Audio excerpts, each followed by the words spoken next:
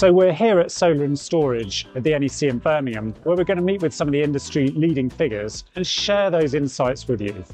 Let's go.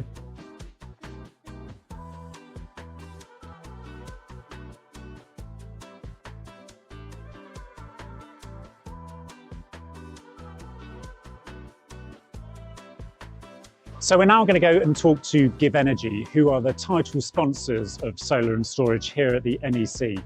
GivEnergy are the largest battery manufacturer in the UK and one of our key strategic partners at Brimstone Energy. Let's go and see what they've got to say.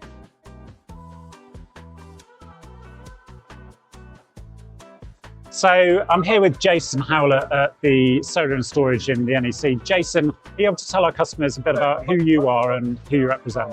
Yeah, so I'm Jason Howlett. I'm the Global CEO for GivEnergy here in Birmingham, the NEC. So Jason, I see on the GivEnergy stand here, we're pushing the sort of made in Britain angle quite heavily. Are you able to tell us a bit about GivEnergy and what your plans are?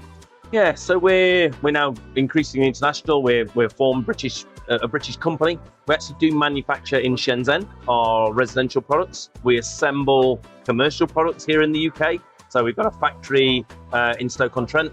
But I think what really distinguishes ourselves here, and our USP, is our global software is all written and controlled here in the UK. So we often refer to it as our dumb hardware is made in our factory in China, and that's a really clear distinction to make. Right. Nobody else makes our product. It's not a white label product. It's not a white label product. We actually do make some white label products for other people in other countries. They're not sold in the UK.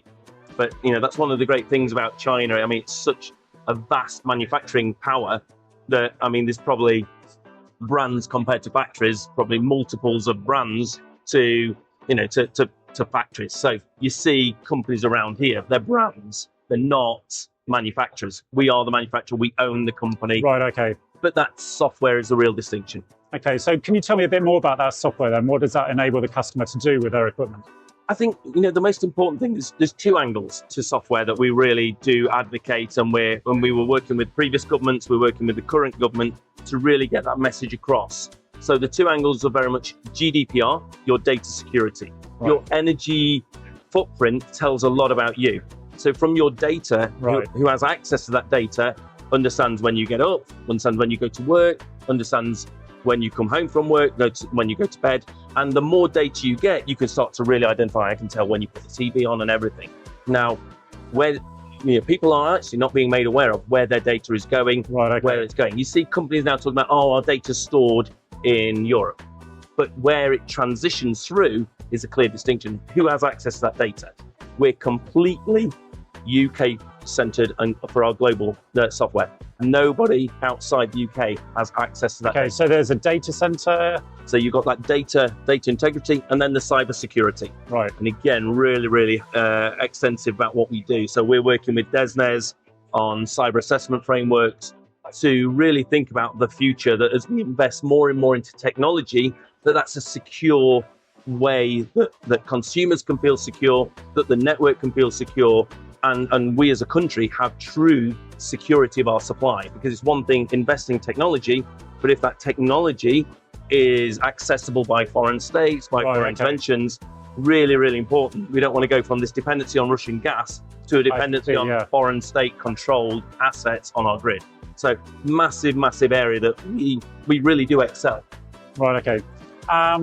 Your product range for the domestic markets expanded rapidly over the last few years. How are you able to sort of bring these products to market in the way that you do? So we have vast amounts of R&D teams, both here in the UK and in China. So this show we've got our new hybrid all-in-one that we stood by here. So that's launching in Q1. We brought the higher output three-phase products. We brought our new string inverter here, our new higher output single-phase inverters here, and with the battery configurations there. So our new 9.5, our new 5.12, which is great for installers to repackaged and lighter, so easier to handle. And we've brought here the launch of our new beta product for software, the GivInstaller. App. So, you as installers, we've been listening to some of the challenges you have and making it easier. So, it's hardware, it's software. we've got hundreds of people working on development of products all the time and development of software all the time. It's who we are. We see ourselves as a great software company now. It makes great hardware, as well as we're not just selling a box. And we invest huge amounts of money into that, both here in the UK and at our Shenzhen facility.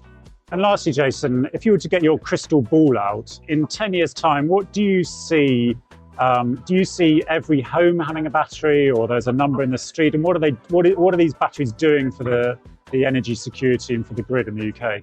Yeah, I think we're going to see the true smart homes, smart energy, and it's utilizing tech to really think about utilizing energy at periods when generation is available. So utilizing storage, utilizing EVs, and so in periods of excess, we are pushing energy into storage. In periods of shortage, we're taking energy from storage, but seamless.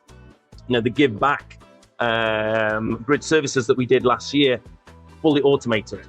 So some of the energy companies do it, but it relies on you as an individual switching the system on, switching the system on. The give back was completely automated, making it easy for the homeowner to do their bit, but not get too involved. It's got to be all seamless. So the software, the home energy management systems, which we're renowned for, the grid management, it's going to actually really transition this big archaic system of a national grid into microgrids everywhere, that embedded storage backed up by critical storage assets and generation assets. You're seeing it all blend together and really move seamlessly. We don't need to keep investing huge sums of money into the grid.